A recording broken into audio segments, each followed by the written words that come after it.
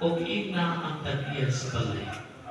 Ang magtutudlo ng ingon, hain ang kwarto alang kanako, di na ako magigsalo sa akong mga tinukan sa panihaan sa Pasko. Pinatungkulan ng Maria sa usa ka dakong kwarto sa itaas na saktak sa nagalagon o inandam na. Adaman ninyo dito ang atong pagkaon.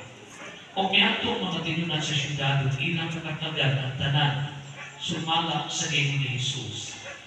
Dito miandam ilang ang panihakon. Sakta na naman sila, bikuha si Jesus sa pan, nagpasalamat, o gipikas-pikas niya ini, o gihatag ato sa iyan mga tinunan. Kanaan inyo kini, mingon siya, kini mahuwag akong lawas. Kunya gikuha niya ang upang gipasalamatan ang Diyos o gitunol kanila o sinamtanan ng ilang tinini. Ningon si Jesus, kini mao ang akong dugo na giulang alang sa daghan. Ang dugo nga naglingkod sa kasagutan sa Diyos. O sultihan ko kamo, nga dili nagaling kamo na ako usang pag-inom may iling bino. Hangtod sa adlaw, mamainom ako sa bagong bino dito sa kinharian sa Diyos. Kaya nag-awit sila o sa kaawit sa pagdahil sa Diyos o nangato sa bugtod sa mga olibo. Ang Ebanghelyo sa Ginoo. Pagano'n ka o Kristo.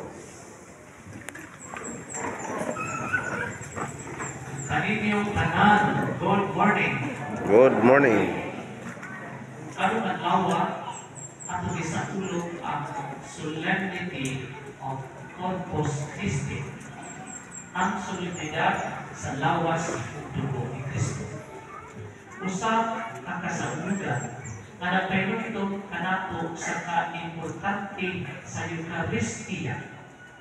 Apan usa kay Latin, kung maglahi ang atong pagdawat sa Eucharistia. Palimutan nila usa ka istorya. Diay usa ka babae na mao'y nagatiman sa iyang-iyaan na bayan. Sila lang duha sa mga balay na karaan unya. Ang iyang trabaho, pagpagluto, tanan, pagatiman sa tigulang. Kuman sa 15 katuig, naluya naman ang iyaan. Yang itawag ang iyang pagmangkot. Ang pagmangkot, siya naman ko'y pagmangkot, nagtuko siya iridira yung kuanis sa mga katinayunan ni Tiya. Sus karon, nanukon man ang Tiya, niya nagpasalamat sa tanan, niya may mundanin ang tiladay. Aking pasalamat nito, ako ihatag kinin ang paborito nga jacket. Siga yung mata, ngayon ang balik jacket, pero napasalamat niya siya siguro. Pero inside, disappointed. O nung ikuha niya ang jacket, ibutang sa ilawag sa parto. Sus karon, namatay man ang niya. Di karon kay naman siya nahod, kay naman na may bumatag, kay namatay naman. Di nakita siya trabaho. Sus, naglisod yun siya. Sudyaw sa Katolik, hinay-hinay, kayo, mabuhi. At one time, pagtanaw niya sa balay, nagdiyaan man niya tungkol sa pagpatrabaho, sakbot, magdanigon siya, suslahin yun din sa diagnostiya. Hindi tumusugod, binungayan yun din. Dimikuha siya kungay, susperde mag-inita. Mapagtong mabutaan din. Sumikuha siya kawo, pinagikuha ng jacket na dihatag sa tiyak. Sus karon sa pagsulong pa niya sa jacket na may murang bulsa. Diya may nagpagunol, paghilang pa niya, uy, diyabi, nagdiliminan ng papel, di iya tiyukat. Sus pagbasa pa niya, yung banday. Kaya diyabi, maunti ang yabi sa box na ibili nito. Nasa ilaw sa katre, o kunin mo ng tabla, makitaan mo ng box. O ato yung ilugit ang tadla, ikuha ang box, pag-abri man niya, sus, mga alamas o salamin. Dugay na niya tihaan, pero iyang iwaktuli o ipadakli, ay wak siyang ibalo, unsa ang tinuod ang dilim.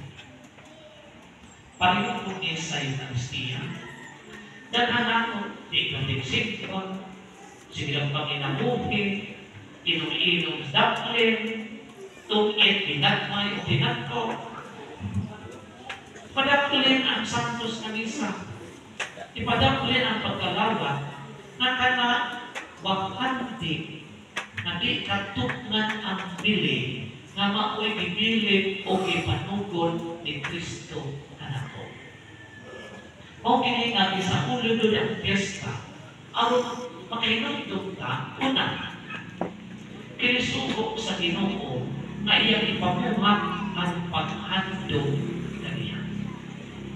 Importante din sa tao na handugon mo si Kristo. Kaya kung imong handugon, makahinumdum ka sa iyang mga pagtulunan o kasuhan. Kaduha, iperduman kita nga sa pagdawat sa lawas ni Kristo, kita nagkahiusa kaniya sa paagi sakramental. Na unsa may epekto nato ani, sus Ginoo daghan pagsuway sa kinabuhi. Unya ang daghan kang pagsuway. Kung naa si Kristo sa aton o galikod, mas lingkod ta. Karong panahon na walang hadlok pamating. Si Mang Ilay, presidente sa Kapilya sa Riverside, na namilit ka itong sa adlaw. Bihaya karon, walit na kapil. Demangkot ni Rio, kanang dagsang system nato, patay ko kahapon, ida right eye trace. Tungkol sa sakit ng cancer. Ang panahon na purwa ng Ginoo sa atong kinabuhi, nasiga pa ng mata, give over na na. Unang kinamalinkamot yung kakanunay, kuyong ang Ginoo kanunay sa atong kinabuhi. Nanuman sa bisag unsa panghitabo, likod ka ang udawat o muasdag sa tanan ng mga pagsay. O ikatulong, kinahingluman kita na si Kristo na atong nadawat atong ipaambit sa uban. Sa ato pa, si Kristo magugma atong nadawat atong ipaambit usab kanang gugma ngadto sa uban.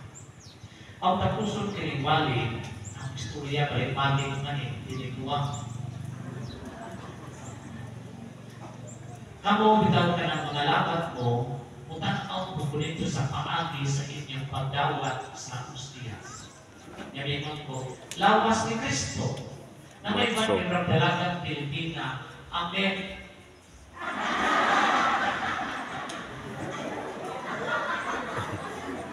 Nato yung bangkay, lawas ni Kristo. Murag pa-virgin po. Amen. Asa man isan-san. Nato yung bangkay, buro. Lawas ni Kristo. Amen. Kundi, pansak ka ba nato kay ganang radyo? Nato yung bang na murag bacaw. Lawas ni Kristo. Amen. Nabi murag na nato kung alindanaw. Lawas ni Kristo. Amen. Apinon na ba ng tudlos, Padre? Sustikas ate nagligo ang Padre. Kay duhaman. Lawas ni Kristo. Amen. Dili man ang Padre. Kusog rabadyon. Karuhan di aday. Dahil in, take out.